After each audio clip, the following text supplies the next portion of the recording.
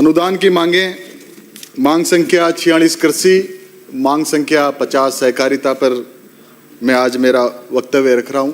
आभार सभापति महोदय। सभापति महोदय, देश के पूर्व प्रधानमंत्री चौधरी चरण सिंह जी ने कहा है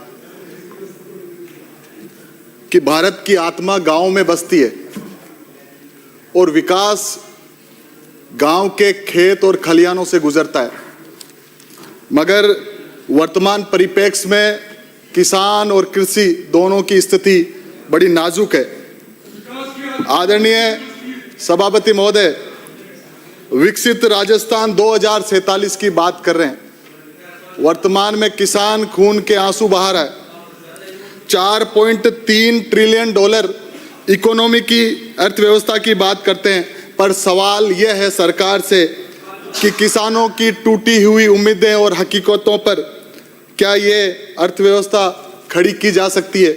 आदरणीय सभापति महोदय, जिसकी हथेली पर लकीरें नहीं छाले लिखे हैं, कृपलानी जी, जिसकी हथेली पर लकीरें नहीं छाले लिखे हैं, उसी किसान ने देश और प्रदेश के उजाले लिखे हैं। सभापति जी, आर्थिक समीक्षा 2025-26 के अनुसार कृषि की वृद्धि दर स्थिर मूल्यों से घटकर 0.22 यानी शून्य के बराबर हो गई है। ये सिर्फ एक आंकड़ा नहीं है, ये हमारे किसानों की आय, उसकी मेहनत और उसके भविष्य पर प्रश्न चिन्ह है। सभापति महोदय, अभी किसान जैसी पगड़ी पहने हुए हमारे साथी विधायक गुरुवीर जी जब जोर जोर लगाकर बोल रहे थे, उनकी एक बात सत्य है कि इस राज्य की 51% कार्यशील आबादी कृषि पर निर्भर करती है। ये बात केवल उन्होंने सच बोली है, लेकिन जब प्रदेश की आधी आबादी डगमगा रही है तो विकास का दावा खोखला है। आदरणीय सभापति महोदय, आपके माध्यम से मैं सामने बैठे मंत्रियों से कहना चाहता हूं, मंत्री जी, आदरणीय जोगाराम जी, तुम्हारी फाइलों में गांव का मौसम गुलाबी है, मगर ये आंकड़े झूठे हैं, दावा किताबी है। कागज पर समृद्धि, जमीन पर बदहाली, यही आपके राज की असली कहानी है, यही आपके राज की असली कहानी है। सभापति महोदय, सुन लो सभापति महोदय, विपक्ष का काम केवल आलोचना करना नहीं है। एक line permit, if you permit. ये बनाई किसने, ये बता दो बस। ये हमने बनाई है। सभापति महोदय, विपक्ष का काम केवल सदस्य, आपका समय समाप्त हो रहा है। विपक्ष का काम केवल आलोचना करना नहीं है। बात करोगे तो आपकी बात रह जाएगी। विपक्ष का काम केवल आलोचना करना मात्र नहीं है, विपक्ष का काम समाधान बताना भी है। समाधान सुनिए कृषि मंत्री जी, सहकारिता मंत्री जी, कृषि क्षेत्र के लिए अलग समग्र कृषि पुनरुद्धार पैकेज की घोषणा की जाए। सिंचाई परियोजना में कम से कम 25% पूंजीगत वृद्धि की जाए। सहकारी बैंकों और प्राथमिक साख समितियों का पुनर्गठन कर विशेष पैकेज बनाया जाए। सभापति महोदय, फसल बीमा के दावों का भुगतान 60 दिनों के भीतर अनिवार्य किया जाए। कृषि आधारित खाद्य प्रसंस्करण उद्योगों को ग्राम स्तर पर प्रोत्साहन दिया जाए। महोदय, राज्य में बेरोजगारी दर 4.7% है, राष्ट्रीय औसत 3.5% से अधिक, और सरकार रोजगार नीति 2026 लाने की बात करती है।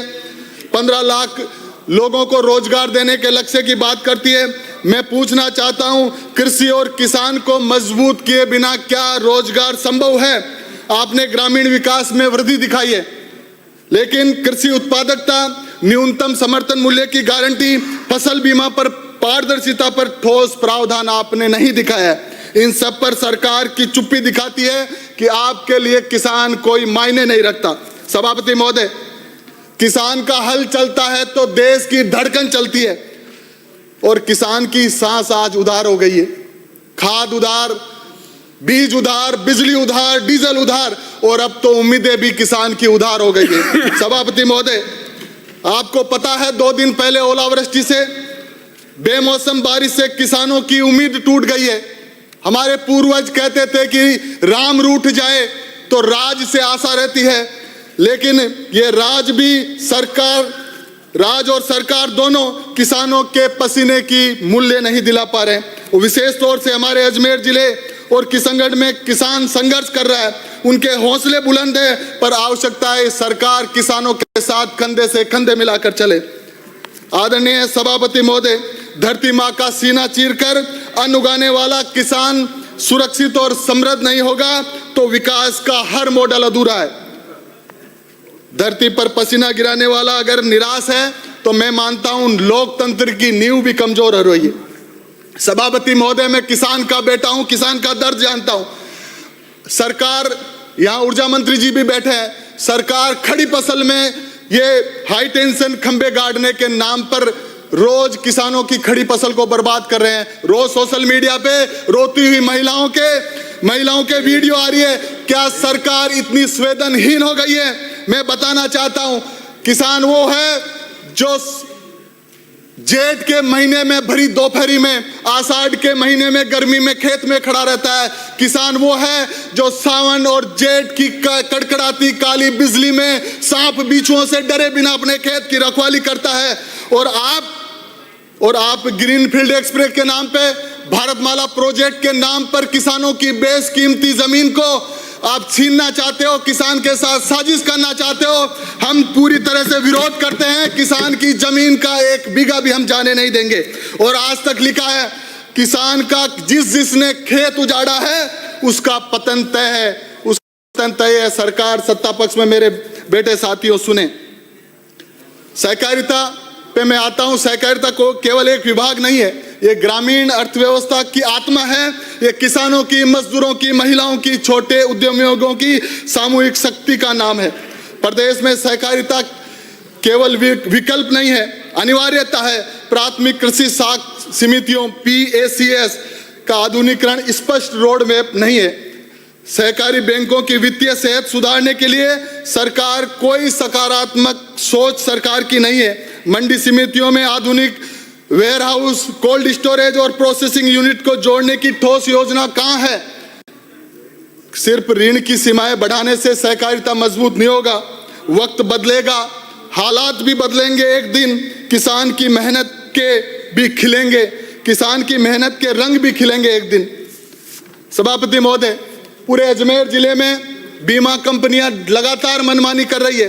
खरीफ फसल 2025 में 91,000 से अधिक किसानों ने फसल का बीमा करवाया और आपने केवल 96,000 किसानों को केवल 55 करोड़ के मुआवजे का भुगतान किया है।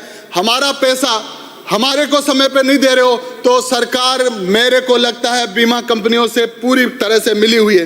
रबी फसल 2023-24 में 86,000 से अधिक किसानों ने फसल बीमा करवाया।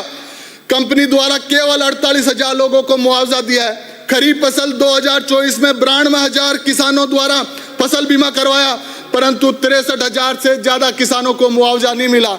आखिर किसकी मिली भगत है? रबी फसल 2024-25 में 91,000 से ज्यादा किसानों ने फसल का बीमा कराया। 75 करोड़ रुपए बीमा कंपनी को प्रीमियम दिया गया, परंतु मात्र 5,000 किसानों को 12 करोड़ 65 लाख रुपए तक का मुआवजा दिया है। इससे यह लग रहा है कि सरकार बीमा कंपनियों के साथ मिली हुई है।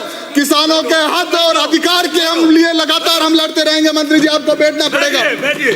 विराजिए आपदा मंत्री जी उठ के चले गए। किसानों को पिछली बार चने में, इसी फसल में चने में ऊंगटा रोग लग गया और पूरी फसल नष्ट हो गई। इस बार ओलावृष्टि के कारण पूरी फसल नष्ट हो गई। किसान टकटकी लगा के देख रहा सरकार की तरफ। 2022 में आप लोगों ने कहा था कि किसानों की आय हम दुगनी करेंगे। आपके किसान की आय दुगनी करने का वादे का क्या हुआ? मैं सभापति महोदय आपके माध्यम से सरकार से कहना चाहता हूं कि किसानों को आपदा से नुकसान हुए खरीफ 2023 का मुआवजा पूर्ण रूप से बाकी है। आपने ऑनलाइन पोर्टल पर शो कर रहा है। किसान रोज अधिकारियों के, कृषि अधिकारियों के चक्कर काटते हैं, पर मुआवजे के नाम पर बोलते हैं कि ट्रेजरी में पैसा नहीं है। किसानों के नाम पर आपके पास पैसा नहीं है। खरीफ 2025 में जो आपदा में नुकसान हुआ, 50% से ज्यादा किसानों का मुआवजा बाकी है। किसान अपने हक और अधिकार की बात भी नहीं कर सकते। 700 किसानों ने काले जो कानून थे उसकी लड़ाई लड़ी और आगे भी हम इसकी लड़ाई लड़ेंगे। आदरणीय सभापति महोदय, मैं आपके माध्यम से सरकार से कहना चाहता हूं कि कृषि ऋणों में ब्याज की छूट आप किसानों को प्रदान करें। आप बार बार इशारा कर रहे हैं, लेकिन मैं आपके माध्यम से मेरे विधानसभा क्षेत्र किशनगढ़ के बोराड़ा व हरमाड़ा में क्रय विक्रय सहकारी समिति की स्थापना की मांग करता हूं। पूर्ववर्ती हमारी सरकार ने अराई में कृषि मंडी की घोषणा की थी, जमीन का आवंटन भी हो गया, लेकिन अभी तक काम चालू नहीं हुआ। किसानों का एमएसपी पे खरीद करनी चाहिए आपको। अराई क्रय विक्रय में स्टॉक के लिए 500 मीट्रिक टन का गोदाम का निर्माण किया जाना चाहिए। विभाग द्वारा बुआई के समय किसानों की खाद की कमी है, बार बार किसान लाइन में लग रहे हैं खाद के लिए, डीएपी के लिए, यूरिया के लिए, आप उन पे लाठीचार्ज करते हो। तो आपकी संवेदनशीलता पूरा राजस्थान का, प्रदेश का किसान देख रहा है और विशेष तौर से हमारे अजमेर का किसान देख रहा है। मैं आपके माध्यम से सरकार इस विषय को प्राथमिकता दे, ठोस कार्रवाई सुनिश्चित करे, यही आज की मेरी मांग है। धन्यवाद। जय हिंद, जय किसान। जी।